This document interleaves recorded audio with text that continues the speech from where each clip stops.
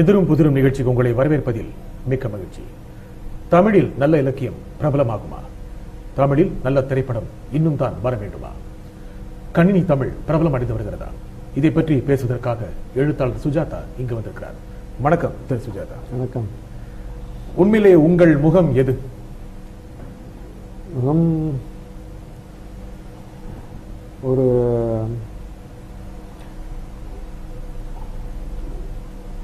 ஒரு சாதாரண முகம்தான் என்றுதான் சொல்லணும். எழுத்தாளரா இல்ல அறிவியல் சிந்தனையாளரா? எது உங்கள் முகம்? இதில் பாதி அதில் பாதின்னு சொல்லலாம். சினிமா எழுத்தாளங்கிற முகமும் இருக்கு. அதுவும் இருக்கு. சிறிய முகங்கள். உண்மையிலே எது உங்கள் முகமா நீங்க நினைக்கிறீங்க? எழுத்தாளன் என்பதற்கு ஒரு அறிவியல் உணர்வுள்ள அறிவியல் தெரிந்த ஒரு எழுத்தாளன் சொல்லலாம். இன்னும் நிறைய எழுதுறதுக்கு நினைக்கிறீங்களா? ஆமா, அறிவியல்ல நிறைய எழுத இருக்கு. இலக்கிய ரீதியாக இலக்கியத்திலையும் எழுத வேண்டிய கட்டாயங்கள் ஏற்படும் போது நிச்சயம் எழுதுவதற்கு நிறைய இருக்குதுன்னு சொல்லலாம். இப்போ நிறைய எழுதியாச்சு. திருப்தி அடைஞ்சிட்டீங்களா? அதில் இல்லை, இன்னும் திருப்தி அடையல. அதாவது திருப்தி தரக்கூடிய கதையை இன்னும் தேடிக்கொண்டிருக்கிறேன் என்று சொல்லலாம். எழுத்து முழுமை அடைஞ்சிருச்சுன்னு நினைக்கிறீங்களா உங்க எழுத்து? இல்லை, முழுமைனா எழுத்து எப்பொழுதுமே ஒரு முழுமையான எழுத்தை தான் நாங்கள் தேடிக்கொண்டிருக்கிறோம் சொல்லலாம். மற்றும் எழுத்து முழுமை அடைந்துடுச்சுன்ட்டு சொல்ல முடியாது. எந்த எழுத்தாளர்னு சொல்ல முடியாது. தனிப்பட்ட முறையில் நினைக்கிறீங்களா இல்ல தமிழ்ல எழுத்தை இன்னும் முழுமையடையலையா? தமிழ்ல எழுத்து இல்லை. தமிழ் எழுத்துங்கிறது பல விதங்களில் முழுமையடைஞ்சிருக்கு. சங்க இலக்கியத்திலையும் முழுமையடைஞ்சிருக்குன்னு சொல்லலாம். ஸோ அந்த விதத்தில் அதன் முழுமைகள் இருந்திருக்கு. பட் என்னுடைய எழுத்தை பொறுத்தவரையும் முழுமை அடைந்துவிட்டதா நான் நினைச்சிட்டேன்னா அது எழுதுறது நிறுத்திடலாம் இல்லையா? அதனால தொடர்ந்து எழுதி கொண்டிருப்பதே முழுமை அடையலைங்கிறதுக்கு ஒரு அத்தாட்சி. நாவல் ஒரு வெற்றிகரமான இலக்கியம் தான் நினைக்கிறீங்களா? நாவல் அப்படித்தான் நினைக்கிறேன் நான். நாவல் மிக நல்ல நாவல்கள் தமிழில் வந்திருக்குது. அதில் இது நாவலுக்கு உண்டான ஒரு தேவை, கொஞ்சம் நாவலுக்கு உண்டான ஒரு பொறுமை இன்னும் நம்ம கிட்ட கொஞ்சம் கொஞ்சமா மறைஞ்சிட்டு வருதுன்னு நினைக்கிறேன். நாவல் படிக்கிறதுக்கு உண்டான வாசகர்கள்கிட்ட என்ன காரணம்? அது காரணம் இந்த அவசர யுகம் தான் காரணம் சொல்லுவேன். நாவல் வெகுஜன இலக்கியமாக இல்லைன்னு சொல்றீங்களா? வெகுஜன இலக்கியம் நாவல் விரும்பப்படும் இலக்கியமாக கொஞ்சம் கொஞ்சமாக அது அதனுடைய அடையாளம் மறைந்து கொண்டு வருகிறது என்று சொல்லுவேன். நாவலின் அடையாளம் மறைந்து கொண்டு வருகிறது சொல்றீங்க. எப்ப ஆரம்பிச்சது நினைக்கிறீங்க? நாவல் நம்ம இலக்கியத்திலே உலக இலக்கியத்தில் சென்ற நூற்றாண்டுல ஆரம்பிச்சது இல்ல. வெகுஜன மக்கள் விருப்பத்திலிருந்து மெல்ல மெல்ல மறைஞ்சிட்டு சமீபத்தில் அது டெலிவிஷன் அல்லது தொலைக்காட்சி அல்லது மற்ற ஊடகங்களுடைய பாதிப்பினால நாவல் படிக்கிறதுக்கு உண்டான ஒரு பொறுமை மக்களிடையே குறைந்து வருவதனால், நாவலுக்கு உண்டான தேவைகளும் குறைந்து வருவதனால் நாவல் இலக்கியங்கிறது கொஞ்சம் விரும்பப்படாமல் இருக்கிறதா தெரியுது. தொலைக்காட்சி தொடர்கள் நாவலுக்கான தேவையை பூர்த்தி செய்து அப்படின்னு நினைக்கிறீங்களா? அப்படி இல்லை. தொலைக்காட்சி தொடர்கள் தொடர்கதைகளுக்கான தேவையை பூர்த்தி செய்கிறது. தொடர்கதைகளுக்கும் நாவலுக்கும் கொஞ்சம் வித்தியாசம் உண்டு. நாவல்கள் ஒரு தனிப்பட்ட முழுமையாக தொடர்ந்து எழுதப்படும் ஒரு தொடர்கதைகள் வார வாரம் எழுதப்படுவது. அது பத்திரிகையுடைய அவசரத்துக்கு ஏற்ப, பத்திரிகையுடைய தேவைகளுக்கு ஏற்ப எழுத வேண்டியது. அதில் ஆர்டிஃபிஷியல் கிளைமேக்ஸஸ்ன்னு சொல்லுவாங்க, அதெல்லாம் தேவைப்படும். தொடர்கதைக்கு நாவலுக்கும் வித்தியாசம் தெரியணும். தொடர்கதைக்கு உண்டான தேவையை இப்போ தொலைக்காட்சி பூர்த்தி செய்கிறது. அதனால தொடர்கதைகள் நீங்களே பார்க்கலாம். வார பத்திரிகைகள் தொடர்கதைகளே இல்லை. இப்போ நீங்க அடிப்படையிலே ஒரு வெற்றிகரமான நாவல் ஆசிரியர் அப்படின்னு நினைக்கிறீங்களா இல்ல வெற்றிகரமான தொடர்கதை எழுத்தாளர் அப்படின்னு நினைக்கிறீங்களா? இல்லை, வெற்றிகரமான சிறுகதை ஆசிரியர் நினைக்கிறேன். சிறுகதை தான் எனக்கு ஒரு பலம் நினைக்கிறேன். நான் தொடர்கதை நிறைய எழுதியிருக்கேன். பிகாஸ் வாசகருடைய தேவை, வாசகருடைய கவனத்தை கவர்வதற்காக அதற்காக செய்ய வேண்டியிருக்கிறது. பட் அந்த விதத்தில் தொடர்கதைகள் சில அதுக்குண்டான சில விதிகள்லாம் இருக்குது. சில விதி ஒரு செயற்கையான விதிகள் இருக்கிறதுனால தொடர்கதைகளுக்கு அவ்வளோ பெரிய முக்கியத்துவம் நான் கொடுக்கல. ஆனா தொடர்கதை எழுத்துல மிக பிரபலம் அடைஞ்சது நீங்க தான். தொடர்கதை தொடர்கதை எழுத்தை அதிக பிரபலப்படுத்தியதும் நீங்க தான். அது பிரபலப்படுத்தியது அது வேணா உண்மை. நீங்க சொன்னீங்க அது செயற்கையான பல விதிகள் அதுல இருக்கு அப்படின்னு. பல விதிகள் இருக்கு. அந்த விதிகள் நீங்க உருவாக்குறீங்களா இல்ல உங்க மேல திணிக்கப்பட்டதா? இல்ல அந்த விதிகள் எல்லாமே எல்லாத்தோட அதுக்கு முன்னாடியே கல்கி காலத்திலிருந்து இருக்கு நினைக்கிறேன். ஸோ அந்த விதத்தில் தொடர்கதைக்கு உண்டான விதிகள் அது ஒவ்வொரு வாரத்திலையும் அடுத்த வாரத்தையும் தொடர்ந்து படிக்கக்கூடிய ஒரு ஆவலை தூண்டணும். அது ரொம்ப முக்கியமான ஒரு அந்த ஆவலை தூண்டுவதே ஒரு செயற்கைத்தனமான ஒரு விஷயம் இல்லையா? அதனால தொடர்கதைக்கு நாவலுக்கும் அதனால தான் வித்தியாசம் வருது. அந்த செயற்கைத்தனத்தை எப்பாவது செய்ய வேண்டிய கட்டாயம் உங்களுக்கு ஏற்பட்டிருக்கும்? இல்லை, தொடர்கதை எழுதும் போதே அந்த செயற்கைத்தனத்தினுடைய கட்டாயம் எப்போதுமே இருந்துட்டு இருக்கும். ஆர்டிஃபிஷியல் கிளைமேக்ஸஸ் பட் அதனால தொடர்கதை இதில் பார்த்தீங்கன்னா தொடர்கதை மூலம் சில நல்ல விஷயங்களை வாசகர்களுக்கு சொல்ல முடியாதுங்கிறதுனால அதை ஏற்றுக்கிட்டேன். இப்படி என்ன நல்ல விஷயங்கள்? உதாரணமாக கரையலாம் சம்பவம் ஒரு தொடர்கதை எழுதினேன். அந்த தொடர்கதையில் அந்த தொடர்கதை ஒரு மிஸ்ட்ரி, அதாவது ஒரு மர்மக்கதைன்னு தான் சொல்லணும். ஒரு கிராமத்தில் ஒரு கொலை நடக்குது, அதை பற்றி மர்மக்கதை. இந்த மர்மக்கதை இப்போ மறந்துட்டாங்க. அதில் கூறிய நாட்டு பாடல்கள் இருக்கு பாருங்க. அதை எடுத்துக்காட்டாக கூறின தமிழக நாட்டுப்பாடல்கள், ஒரு நல்ல நாட்டுப்பாடல்கள் பலவற்றை அதில் சொல்கிற போது அந்த புத்தகம் எங்கே கிடைக்கும்னு தேடி அந்த நாட்டுப்பாடல்களை தேடினாங்க. நாட்டுப்பாடல் மேலே ஒரு ஆர்வம் ஏற்படும். அதே மாதிரி கொலையெதிர் காலம்னு ஒரு தொடர்கதை இருந்தேன். அந்த தொடர்கதையில் ஹோலோகிராஃபி பற்றி எழுதியிருந்தேன். அந்த கதையை மறந்துட்டாங்க. அந்த ஹோலோகிராஃபியை பற்றி பல பேர் ஒரு ஆர்வத்தை ஏற்படும். அதனால் அந்த தொடர்கதைங்கிறத ஒரு ஆயுதமாக பயன்படுத்திக்கிட்டு மற்ற அறிவியல் சம்பந்தமான விஷயங்களையும் மற்ற இலக்கியம் சம்பந்தமான விஷயங்களையும் அவங்களுக்கு ஏறக்குறைய ஒரு கடத்தி கொண்டு செல்ல முடியாது அப்படின்னு சொல்லுது. அதனால தொடர்கதையை அதில் உள்ள செயற்கைத்தனத்தை பரவாயில்லைன்ட்டு செயற்கைத்தனமாக இருந்தாலும் அதனால நல்லது நடக்கிறதுனால அந்த செயற்கைத்தனத்தை நான் ஏற்றுக்கிட்டேன். நாவல் மீதான மக்களின் விருப்பம் குறைந்து வருகிறது அப்படின்னு சொன்னீங்க. ஆமாம், அது ஆதரவு குறைந்து விடுகிறது. மக்களுடைய ஆதரவு குறைந்து வருகிறது. ஆனால் இப்பொழுது தரமான நாவல்கள் அப்படின்னு சொல்லப்படுகின்ற நாவல்களும் நிறைய படைக்கப்பட்டு வருகின்றன. அந்த தரமான நாவல்களை படிக்கக்கூடிய அந்த வாசகர்கள் மாறவே இல்லை. நான் வெகுஜன பத்திரிகைகளையும் இது பண்ணும். அதாவது இலக்கிய பத்திரிகைகளும் வெகுஜன பத்திரிகைகளும் நம்ம வித்தியாசம் தெரியணும். நீங்க 2 தளங்களையும் இயங்கிட்டு இருக்கீங்க. 2 தளங்கள்லையும் வெகுஜன பத்திரிகைகள் இயங்குறதுனால இல்லை, இந்த பத்திரிகைகளையும் ரெண்டுலையும் தான் எழுதுறேன். அது சொல்லலாம். தொடர்ந்து பேசுவோம். தமிழில் தரமான திரைப்படம் சாத்தியமா? இப்படி தொடர்ந்து பேசுவோம். பாருங்கள்.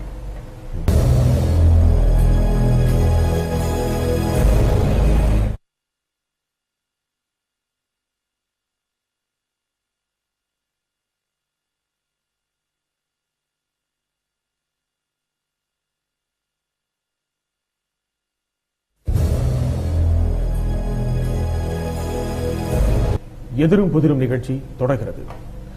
திரைத்துறையில் எழுத்தாளருக்கான இடம் என்ன? இதை பற்றி பேசுவோம். நீங்க திரைப்படத்துறையில 25 வருடங்கள் பூர்த்தி செய்திருக்கீங்க. அது எப்படி அதை நீங்க உணர்றீங்க? 25 வருடங்கள் அதாவது ஒரு சில நண்பர்களுக்கு ஒரு உதவியா இருந்ததா அப்படிதான் நான் உணர்றேன்.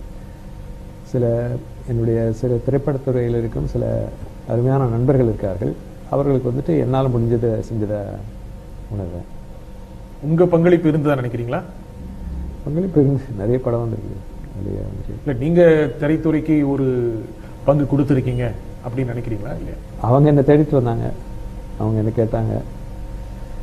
திரைத்துறை நீங்க தேடலன்னு சொல்றீங்க? நான் தேடல. உங்களை தேடி திரைத்துறை வந்தது? ஆமாம், என்னை தேடி தான் நிற்கிறேன். அது ஒரு நட்பின் மூலமாக வந்தது. அதாவது தொழில் ரீதியாக வந்ததா, நட்பு ரீதியாக வந்ததா? நட்பு ரீதியாக தான் வந்தது. நட்பு ரீதியாக நான் எல்லா டைரக்டர்களும் எனக்கு நண்பர்கள். நல்ல கமல்ஹாசன் போன்றவர்கள்லாம் நல்ல நண்பர்கள். அதனால அவர்களுடைய பலவிதமான இது நீங்களும் நீங்கள் எழுதலாமேங்கிற மாதிரி. உங்க திரை பங்களிப்பு குறித்து உங்களுக்கு திருப்தி இருக்கா? சில படங்களில் திருப்தி இருக்கு. உதாரணம் ரோஜான்ற படம் இருக்குது, அந்த படங்களில் திருப்தி இருக்கு. முதல்வன் பண்ணோம், அதே மாதிரி இந்தியன், இந்த மாதிரி சமீபத்தில் அந்நியன், பல விதங்களில் திருப்தி இருக்கு. ஆனால் திரைப்படங்கிறது வந்து திரைப்படத்தில் திரை எழுத்தாளனுடைய பங்கு என்பதை பற்றி ஒரு ஒரு சரியான ஒரு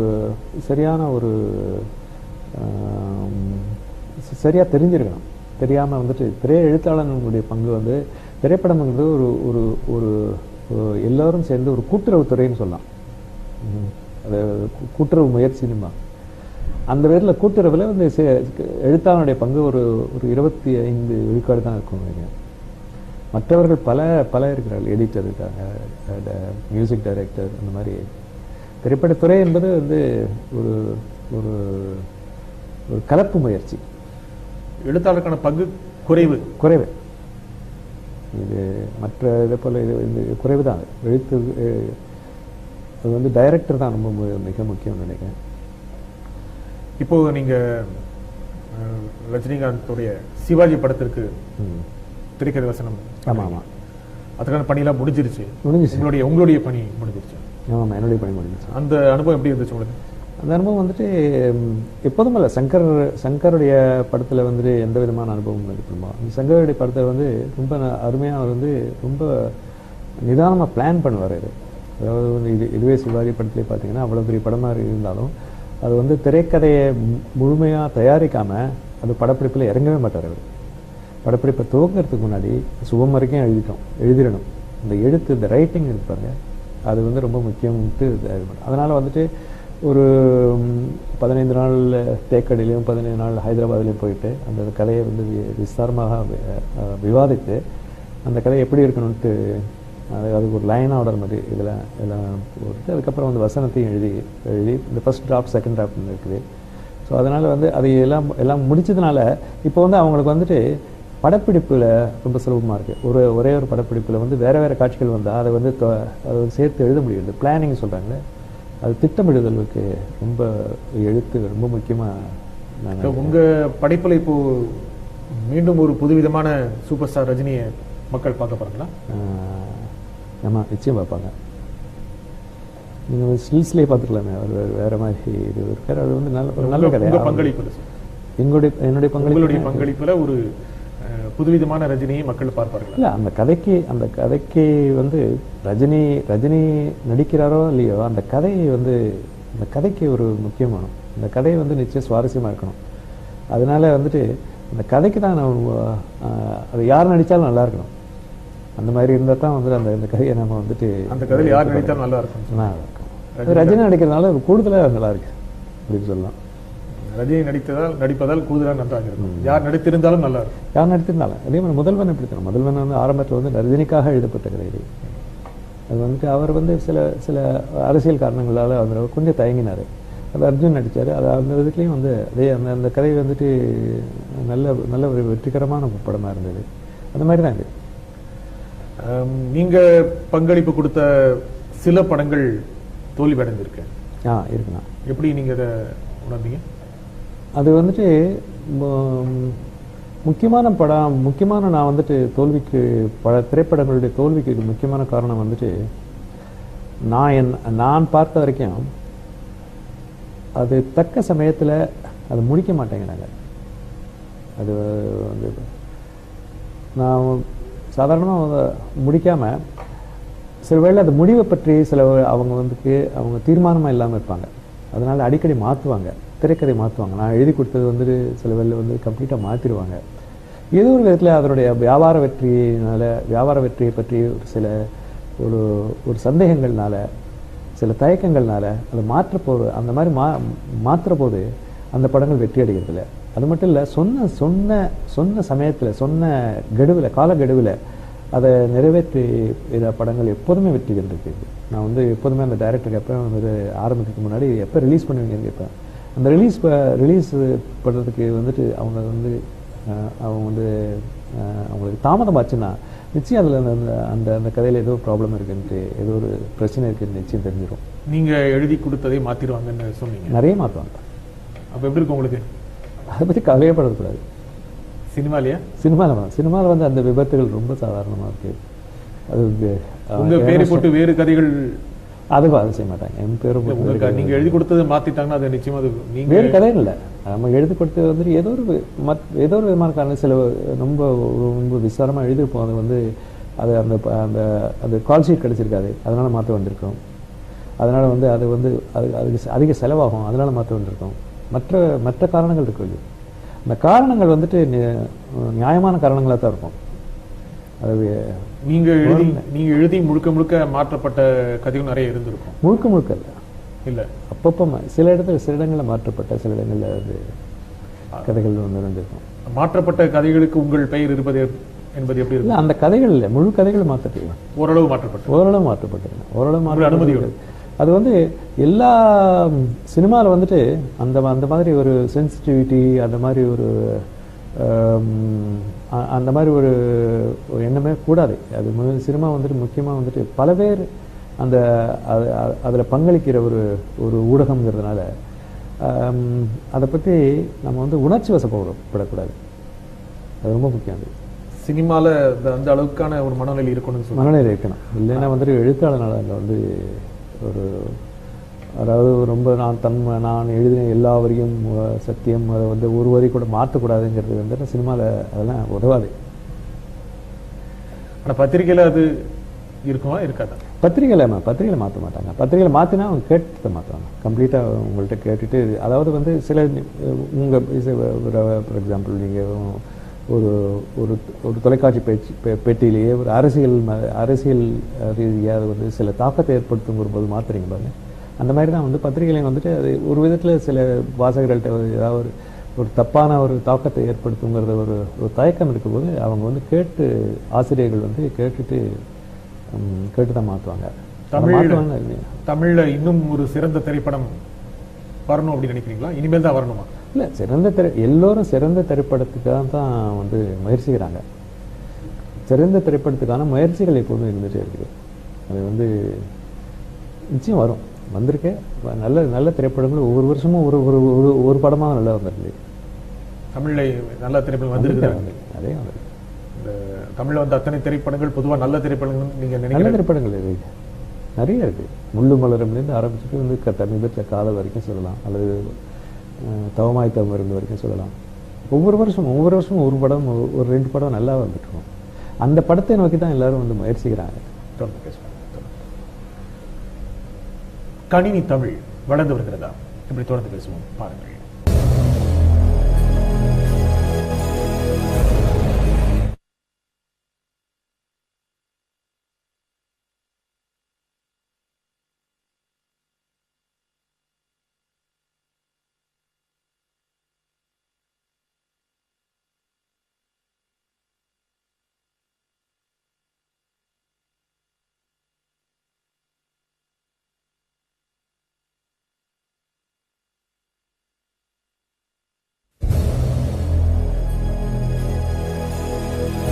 எதிரும் புதிரும் நிகழ்ச்சி தொடர்கிறது. கணினி துறையில் தமிழின் பங்கு என்ன, இதை பற்றி பேசுவோம். முக்கியமாக தமிழில் கணினி என்பதை வெகுஜனங்களுக்கு அறிமுகப்படுத்துறது நீங்களா? உங்களுடைய முயற்சி இதுவரைக்கும் தமிழில் கணினியுடைய அறிமுகத்தில் வெற்றி அடைஞ்சிருக்கு அப்படின்னு நினைக்கிறீங்களா? ஆமாம், நிறையவே வெற்றி அடைஞ்சிருக்குன்னு சொல்றேன். கணினியுடைய பயன்பாடு தமிழில் வந்துட்டு தமிழ் வந்துட்டு இணையத்திலும் மற்றும் கணினி பயன்பாட்டிலையும் இந்திய மொழிகளில் முதன்மை வகிக்கிறதுன்னு சொல்லுவேன். அதில் சந்தேகமே இல்லை. மற்ற மொழிகளை போல இல்லாமல் வந்துட்டு பலவிதமான முன்னேற்றங்கள் தமிழில் இருக்கிறது நான் பார்ப்பேன். உதாரணமாக வந்துட்டு தமிழ் எழுத்து உருவாக்கம், அதாவது ஃபாண்ட்னு சொல்லுவாங்க, அந்த எழுத்து உருவாக்கத்திலிருந்து ஆரம்பித்து தமிழ் விசைப்பலகை, இவைகள் எல்லாத்தையுமே வந்துட்டு ஆரம்பத்தில் முதல்லேருந்தே தமிழில் வந்துட்டு பலவிதமான முயற்சிகள்னால, நம்முடைய தமிழ்நாட்டில் மட்டும் இல்லை, சிங்கப்பூர் அல்லது வந்து கனடா, ஈழத்தமிழர்கள் அவர்களுடைய முயற்சியினால் வந்து கணினி தமிழ் வந்துட்டு பல விதத்தில் வந்துட்டு எல்லா மொழிகளையும் வந்து எல்லா இந்திய மொழிகளையும் விட முன்னேற்றத்தில் இருக்கிறதுன்னு சொல்லுவேன். அது என்னுடைய இது மட்டும் இல்லை, பல பேருடைய முயற்சிகள்னால. நீங்கள் ஒரு அறிவியல் சிந்தனையாளரை பணியாற்றிட்டு இருந்தீங்க. ஆமா. அப்போ முக்கியமா வந்து எழுத்தாளரும் இருக்க முடியுது. எது உங்களை அதிகம் பாதிச்சது, அறிவியலா இலக்கியமா? அறிவியல். நான் வந்து அறிவியல் படிச்சதுனால என்னுடைய சில வகையான இலக்கியங்களை வந்துட்டு இலக்கியத்தில் வந்து ரொம்ப உணர்ச்சி வசப்பட முடியல. அறிவியல் நோக்கத்தினால, அறிவியல் நோக்கு இருக்கிறதுனால. அந்த விதத்தில் பார்த்தீங்கன்னா வந்துட்டு காதல் கதைகள் நான் ஜாஸ்தி எழுதிருக்க மாட்டேன். ஏன்னா காதல் மேலேயே அதுவே வந்து ஹார்மோன்ஸ் அப்படின்னுட்டு ஹார்மோனுடைய ஒரு விஷமங்கிற மாதிரி அறிவியல் மூலமாக பார்க்கறதுனால அந்த விதத்தில் வந்து ரொம்ப ஒரு அமர காதல் கதையோ இதுவோ நாவலோ என்னால் எழுதவே முடியாது. அந்த விதத்தில் அறிவியல் வந்துட்டு ஒரு விதத்தில் என்னுடைய எழுத்தினுடைய போக்கில் எழுத்துடைய அதிகம் உணர்ச்சி வசப்படாமல் ஒரு கட்டுப்படுத்தி வச்சிருக்கிறதுன்னு சொல்லுவேன். உங்களுடைய இலக்கியம் அறிவியலை பாதிச்சிருக்கா? இலக்கியம் அறிவியலை பாதிக்க முடியாது. உங்களுடைய இலக்கிய ஆர்வம் வந்துட்டு அறிவியலை அது நிச்சயம் பாதிக்கவே முடியாது. அந்த அறிவியல் வந்து மிக தனிப்பட்ட அது பெரிய சாகரம். அது வந்துட்டு ரொம்ப ரொம்ப மிகப்பெரிய ஒரு இலக்கியங்கிறது அறிவியலுடைய ஒரு பகுதின்னு சொல்லலாம். உதாரணமாக வந்து அறிவியலும் இலக்கியம் சேர்றது வந்துட்டு சயின்ஸ் ஃபிக்ஷன் சொல்லுவாங்க. விஞ்ஞான கதைகள், விஞ்ஞான புனைகதைகள் இருக்கு பாருங்க. அதில் வந்து அறிவியலும் இலக்கியமும் சமீபத்தில் தான் அதை வந்து அது ஒரு தனிப்பட்ட இலக்கியமாக வந்து அவங்க அடையாளம் கண்டிருக்காங்க. வாக்குப்பதிவு எந்திரம் அறிமுகப்படுத்தப்பட்டது, உங்களுடைய பங்கு அதிகமாக இருந்துச்சு. ஆமாம். அந்த முதல் அந்த தேர்தலே செல்லுபடி ஆகாது அப்படின்னு சொல்லப்பட்டது. இப்போ வாக்குப்பதிவு இயந்திரங்கள் நாட்டில் அத்தனை பகுதிகளுமே பயன்படுத்தாங்க. முதல் முறையாக வாக்குப்பதிவு இயந்திரத்தை பயன்படுத்தின போது நீங்களும் அந்த இடத்துல பரூர் நான் தான் போயிருந்தேங்க. எப்படி இருந்தீங்க? எப்படி இருந்துச்சு உங்களுக்கு இந்த முதல் முறையாக செய்கின்ற முயற்சி? அது வந்து இப்போ கிட்டத்தட்ட ஒரு 20 வருடங்கள் இருக்குமா? ஆமாம், 20 வருஷம். 1989, 88, 89 அந்த இதெல்லாம் இருக்கும். அந்த முதல் முறையாக வாக்குப்பதிவு பருவூர் நோட்டு ஒரு இடைத்தேர்தலில் பயன்படுத்தினாங்க. அதுலேயும் ஒரு சில பூத்ஸில் மட்டும் பயன்படுத்தினாங்க. அதுக்கு முக்கியமான காரணம் வந்துட்டு தேர்தல் கமிஷனுடைய அவங்களுடைய பிடிவாதம்னு சொல்லலாம் ஒரு விதத்தில். அவர் வந்து கணேசன்ட்டு ஒரு செக்ரட்டரி இருந்தார். அவர் ரொம்ப அதனுடைய ஆரம்ப கட்டத்தில் அது ரொம்ப ரொம்ப உற்சாகமாக அதை பயன்படுத்தினாங்க. அது பருவங்கிறது வந்து கேரளாவில் இருந்ததுனால, கேரளாவில் இருக்கிறவங்களுக்கு கொஞ்சம் அவங்களுக்கு வந்துட்டு அந்த எழுத படிப்பு தெரிஞ்ச அந்த அறிவு அதிகமாக இருந்ததுனால அந்த தொகுதியில் வந்துட்டு அது ஒரு பயணியர்னு சொல்லுவாங்க, ஒரு முன்னோடி மாதிரி அவங்க வந்துட்டு அப்போவே வந்துட்டு அவங்க உற்சாகமாக வந்துட்டு அதை பயன்படுத்தினாங்க. அதுக்கப்புறம் வந்துட்டு அதில் வந்து தோற்றவர் வந்து ரொம்ப கேஸ்லாம் போட்டு அதை வந்துட்டு அந்த இயந்திரத்தின் மேல எந்த வித குறையும் சொல்ல. இயந்திரம் அப்போ இருந்ததுக்கும் வாக்குப்பதிவு இயந்திரம் நீங்க காலத்துக்கும் இப்போ இருக்கிறதுக்கும் வேறுபாடு இருக்கா? அந்த பரிசோதனைக்கு அப்புறம் வந்து என்னென்ன மாறுதல்கள் செய்யணும்ட்டு தீர்மானிச்சுட்டு அதுக்கப்புறம் அந்த வேறுபாடு இருக்கும். அந்த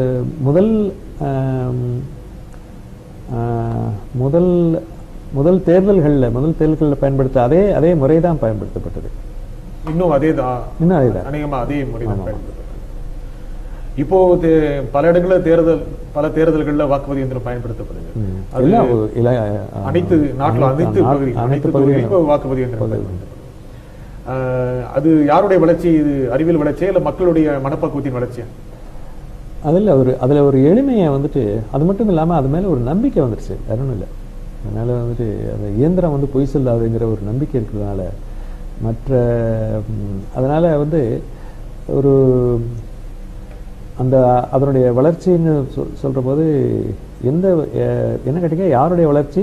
மக்கள் அந்த அடிப்படையில் அந்த அறிவியலுடைய வளர்ச்சியில் மக்களுடைய மனப்பக்குவத்தின் வளர்ச்சியா? அறிவியலுடைய வளர்ச்சி அப்பவே முடிஞ்சு போச்சு. அது வந்து டிசைன்லேயும் முடிஞ்சு போச்சு. மக்களுடைய மனப்பக்கத்தின் மக்களுடைய சம்மதம் வந்து மெல்லத்தான் வந்தது.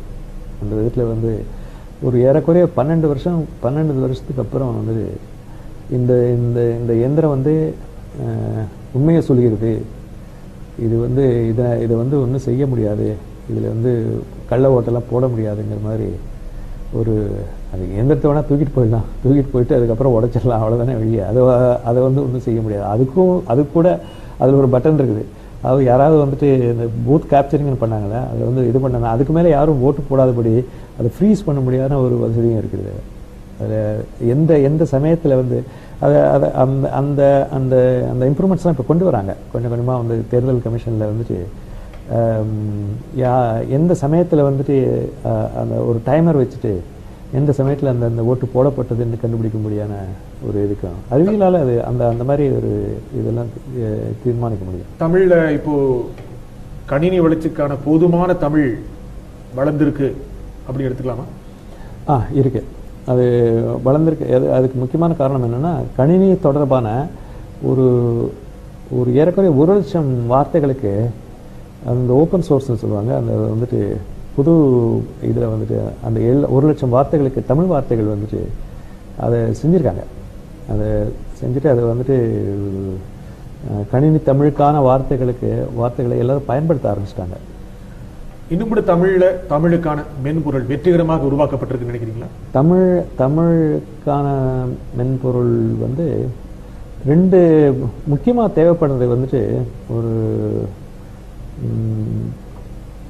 தமிழ் எழுத்து பரிச்சயம்னு ஒன்று, ஆப்டிக்கல் கேரக்டர் ரெக்கக்னிஷன் ஒன்று.